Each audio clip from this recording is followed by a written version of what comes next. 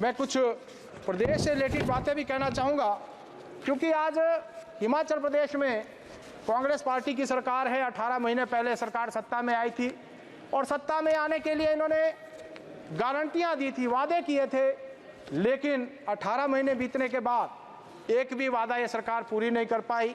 विकास को ग्रहण सा लग गया है और जो योजना। इस खबर के प्रायोजक है भूषण ज्वेलर्स, लोअर बाजार, सोलन, हिमाचल प्रदेश। माननीय सभापति महोदय, मैं आपका बहुत बहुत आभार प्रकट करता हूं।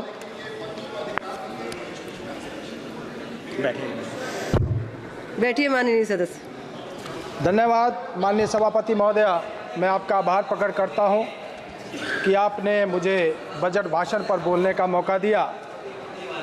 सर्वप्रथम मैं इस बजट का समर्थन करता हूं। साथ ही साथ देश के यशस्वी प्रधानमंत्री श्री नरेंद्र मोदी जी और केंद्रीय वित्त मंत्री श्रीमती माननीय सदस्यों से आग्रह कर रही हूं, प्लीज उनका सभी माननीय सदस्यों से बहुत बहुत धन्यवाद करता हूं कि एक सर्वस्पर्शी और सर्वव्यापी बजट इस सदन में प्रस्तुत किया गया है। मैं माननीय प्रधानमंत्री जी को उनकी तीसरी टर्म का पहला बजट और साथ ही साथ श्रीमती निर्मला सीतारमण जी का यह 7वां बजट भाषण है, उनको बहुत बहुत बधाई देता हूं। इस बार का बजट इस देश को एक नई दिशा देने वाला बजट है, जो इस देश के विकसित भारत के संकल्प को पूरा करेगा। देश को आत्मनिर्भर बनाने की दिशा में एक बड़ा कदम है। निश्चित रूप से ये एक गरीब कल्याण वाला बजट है। माननीय सभापति जी, जिस प्रकार से पिछले 10 वर्षों के दौरान 25 करोड़ गरीबी की रेखा से बाहर निकले हैं, मैं इसके लिए माननीय प्रधानमंत्री जी का धन्यवाद करता हूं। ये बजट गरीब कल्याण का बजट होते हुए साथ ही साथ 80 करोड़ गरीबों को लगातार मुफ्त राशन दे रहा है। साथ ही साथ जिस प्रकार से इस बजट में प्रधानमंत्री आवास योजना के तहत 3 करोड़ अतिरिक्त घर बनाने की घोषणा की गई है, निश्चित रूप से वे घरों के लिए एक बहुत बड़ा तोहफा है। शिक्षा के क्षेत्र सहित रोजगार एवं कौशल प्रशिक्षण के क्षेत्र में मोदी सरकार ने विशेष रूप से इस बजट में प्रावधान किया है और निश्चित रूप से इस देश के युवाओं को आत्मनिर्भर बनाने की दिशा में एक बड़ा कदम है। आने वाले 5 वर्षों के दौरान कौशल विकास के माध्यम से 4.1 करोड़ युवाओं को इसका लाभ मिलेगा। निश्चित रूप से देश में जो बेरोजगारी की समस्या है, वित्त मंत्री जी ने 1 करोड़ युवाओं को इंटर्नशिप के साथ साथ वेतन देने का जो ऐलान किया है, मैं समझता हूँ एक बहुत ही सराहनीय कदम है। केंद्रीय बजट में जिस प्रकार से युवाओं, महिलाओं, श्रमिकों, किसानों, शिक्षा, कौशल विकास तथा MSME के लिए विशेष तोहफे दिए गए हैं और साथ ही साथ जिस प्रकार से प्रदेशों को बाढ़ प्रबंधन और उससे जुड़ी परियोजनाओं के लिए सहायता प्रदान करने की घोषणा की है माननीय प्रधानमंत्री जी का और विशेष रूप से माननीय वित्त मंत्री जी का, मैं इसके लिए बहुत बहुत धन्यवाद करता हूं। मैं सभापति महोदय, माननीय प्रधानमंत्री जी और माननीय वित्त मंत्री जी का हिमाचल प्रदेश को जो वित्त वर्ष 2024-25 में पिछले वर्ष जो आपदा आई थी और जिसके कारण हिमाचल प्रदेश को बहुत नुकसान हुआ था, देवभूमि में बादल फटने से, भूस्खलन से विकास की जो गति शून्य पड़ गई थी और हिमाचल प्रदेश को दशकों पीछे जिसने धकेल दिया था, 509 लोगों की जिसमें मृत्यु हुई थी और ऐसा जख्म जो है बहुत सारे परिवारों को दे दिया गया, जो कि ताउम्र भरा नहीं जा सकता। ऐसे समय में जो प्राकृतिक आपदा के समय में पुनर्वास के लिए आर्थिक मदद देने का ऐलान किया है, मैं माननीय प्रधानमंत्री जी का इसके लिए बहुत बहुत धन्यवाद करता हूं, बहुत बहुत आभार प्रकट करता हूं। मुझे ये भी कहना है कि बहुत सारे हमारे जो सामने विपक्ष के साथी हैं, जब हिमाचल की बात हो रही थी तो बहुत सारे लोग टिप्पणी कर रहे थे। मैं कहना चाहूँगा कि हिमाचल प्रदेश जो एक पहाड़ी राज्य है और मैं समझता हूँ वहाँ पर आज कांग्रेस पार्टी की सरकार है और अगर हिमाचल प्रदेश को किसी प्रकार की मदद मिलती है तो निश्चित रूप से, क्योंकि ये तो इंडी गठबंधन का हिस्सा है, इन लोगों को भी खुशी होनी चाहिए। लेकिन मुझे दुख के साथ कहना पड़ रहा है कि बहुत सारे लोग इस बात को लेकर काफ़ी दुखी नजर आए, जो कि मैं समझता हूं अच्छी बात नहीं है। उनको भी अपने क्षेत्र, अपने प्रदेश की बात रखनी चाहिए।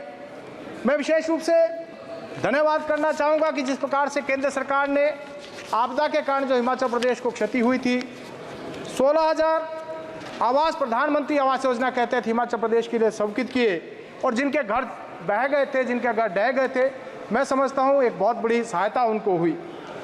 1732 करोड़ रुपए हिमाचल प्रदेश की सरकार को एनडीआरएफ के तहत केंद्र सरकार ने मुहैया करवाया, ताकि जो क्षति हुई उसकी भरपाई की जा सके। साथ ही साथ 2643 करोड़ रुपया प्रधानमंत्री ग्राम सड़क योजना तृतीय के तहत दिया गया, जो कि एक हिमाचल की सड़कें जो भारी बरसात के कारण और जो पुल खराब हो गए थे उनको फिर से बनाया जा सके। मैं समझता हूँ बहुत बड़ा कदम है। इसके अलावा भी जिस प्रकार से हिमाचल प्रदेश को हर प्रकार से सहायता पहले भी दी गई और आने वाले समय में भी देने की घोषणा केंद्र सरकार ने की है, निश्चित रूप से एक बड़ा कदम है। और इस बार के बजट में भी जिस प्रकार से हिमाचल प्रदेश को 10,351 करोड़ रुपए की से ज़्यादा की राशि स्वीकृत हुई है, एक बड़ा कदम है। वो चाहे रेलवे क्षेत्र की हम बात करें, एयर कनेक्टिविटी की बात करें, या फिर रोड इंफ्रास्ट्रक्चर को बेहतर बनाने की दिशा में दिया गया है, एक बहुत बड़ा कदम है। और विशेष रूप से 2,968 करोड़ रुपया जो रेलवे के तहत स्वीकृत हुआ है, जिसमें कि मेरे संसदीय क्षेत्र में भी 300 करोड़ रुपया जो चंडीगढ़ बद्दी रेलवे लाइन उसके निर्माण के लिए स्वीकृत हुआ है। मैं माननीय रेलवे मंत्री जी का भी इसके लिए और केंद्रीय वित्त मंत्री जी का धन्यवाद करता हूं। अमृत योजना में भी 4 रेलवे स्टेशन, जिसमें शिमला का रेलवे स्टेशन, उसका भी उन्नयन किया जाएगा, एक बहुत बड़ा कदम। धन्यवाद माननीय सदस्य।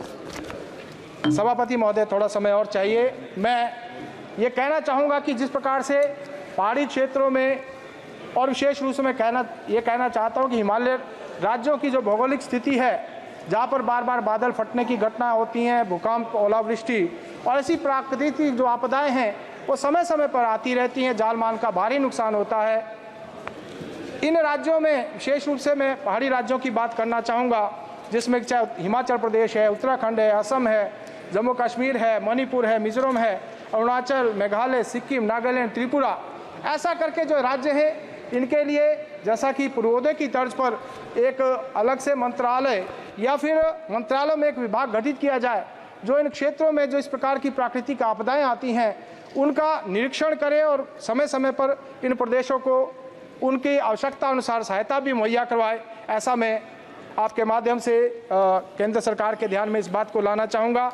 बाकी मैं कुछ प्रदेश से रिलेटेड बातें भी कहना चाहूँगा, क्योंकि आज हिमाचल प्रदेश में कांग्रेस पार्टी की सरकार है। 18 महीने पहले सरकार सत्ता में आई थी और सत्ता में आने के लिए इन्होंने गारंटियां दी थी, वादे किए थे, लेकिन 18 महीने बीतने के बाद एक भी वादा ये सरकार पूरी नहीं कर पाई। विकास को ग्रहण सा लग गया है और जो योजना पूर्व सरकार ने हिमाचल प्रदेश में स्वीकृत की थी, उन योजनाओं को बंद करने का काम किया। मैं आपके ध्यान में लाना चाहता हूं कि आयुष्मान भारत योजना की तर्ज पर हिमाचल प्रदेश में हिमकेयर स्वास्थ्य योजना प्रदेश सरकार ने शुरू की थी, जिसमें प्रत्येक व्यक्ति को मुफ्त इलाज की सुविधा दी गई थी। लेकिन इस सरकार ने सत्ता में आने के बाद उस योजना को बंद कर दिया। आज प्रदेश के लोगों के लगभग 370 करोड़ रुपए के जो बिल हैं विभिन्न हॉस्पिटल्स के, वो उनको देना बाकी है, लेकिन सरकार ने इस योजना को स्क्रैप कर दिया है और प्रदेश की जनता के ऊपर एक बहुत बड़ा, जो मैं कहना चाहूँगा, कुठाराघात किया है। इसी प्रकार से जो योजनाएं प्रदेश में शुरू हुई थी, उन योजनाओं को आगे बढ़ाने के स्थान पर इन्होंने बंद कर दी। इन्होंने महिलाओं के खातों में 1500 रुपये देने का वादा किया था, वो पूरा नहीं कर पाए। इन्होंने 1 लाख रोजगार युवाओं को सरकारी नौकरी देने का वादा प्रतिवर्ष किया था, एक भी रोजगार नहीं दे पाए। किसानों से दूध खरीदने का वादा किया था, गोबर खरीदने का वादा किया था, वो भी नहीं पूरा कर पाए। इन्होंने 300 यूनिट बिजली देने की भी बात कही थी, लेकिन उसको भी पूरा नहीं कर पाए। एक ऐसी सरकार जो झूठ बोलकर सत्ता में आई और आज प्रदेश को पीछे धकेलने का काम कर रही है। माननीय सदस्य असादुद्दीन ओवैसी जी, मैं आपके माध्यम से प्रदेश सरकार से आग्रह करना चाहूंगा कि इस प्रकार की जो जन कल्याणकारी योजना है उनको जो है जारी रखा जाए और हिमाचल प्रदेश को आगे बढ़ाया जाए। अध्यक्ष, सभापति महोदया, मैं आपके ध्यान में कुछ अपने क्षेत्र की मांगे भी रखना चाहूंगा, जो कि हिमाचल प्रदेश को आगे ले जाने के समाप्त निश्चित करिए, रूप माननीय से सदस्य। बहुत आवश्यक है। 2-3 बातें, दो मिनट और आपके मैं लेना चाहूंगा। 1 मिनट में अपनी बात 1 मिनट में अपनी बात को मैं समाप्त करना चाहूंगा। सभापति महोदय, हिमाचल प्रदेश एक टूरिस्ट प्रदेश है। बाढ़ के कारण हिमाचल प्रदेश को बहुत नुकसान हुआ। मेरा यह आग्रह रहेगा कि हिमाचल प्रदेश को टूरिज्म की दृष्टि से विकसित करने के लिए और अधिक सहायता दी जाए ताकि हिमाचल प्रदेश का और विकास हो सके। PMGSY 3 की तर्ज पर हिमाचल प्रदेश में जब अब PMGS 4 की घोषणा इस बजट में की गई है, उसमें भी हिमाचल प्रदेश में अटल टनल की तर्ज पर टनल्स बनाकर जो है सड़कें बनाई जाएं ताकि यहाँ जो चाहे वो समय की बचत की बात हो या जो जाम की स्थिति है उससे छुटकारा मिल सके, ऐसा भी मेरा निवेदन रहेगा। मेरे संसदीय क्षेत्र में एक CCI सीमेंट प्लांट लगा है जो कि जिला सिरमौर में राजवन में है। ये काफ़ी छोटा प्लांट है, इसको उन्नत किया जाए ताकि, क्योंकि वहाँ रॉ मटेरियल की कमी नहीं है और ज़्यादा उत्पादन हो सके।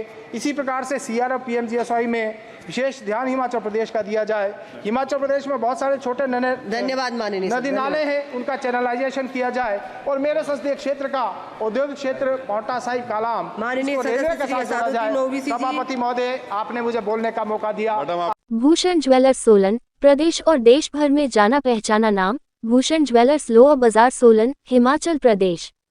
उच्च गुणवत्ता की ज्वेलरी के लिए आप हमारे द्वारा दिए गए नंबर्स पर संपर्क कर सकते हैं। आपका विश्वास ही हमारी पहचान है।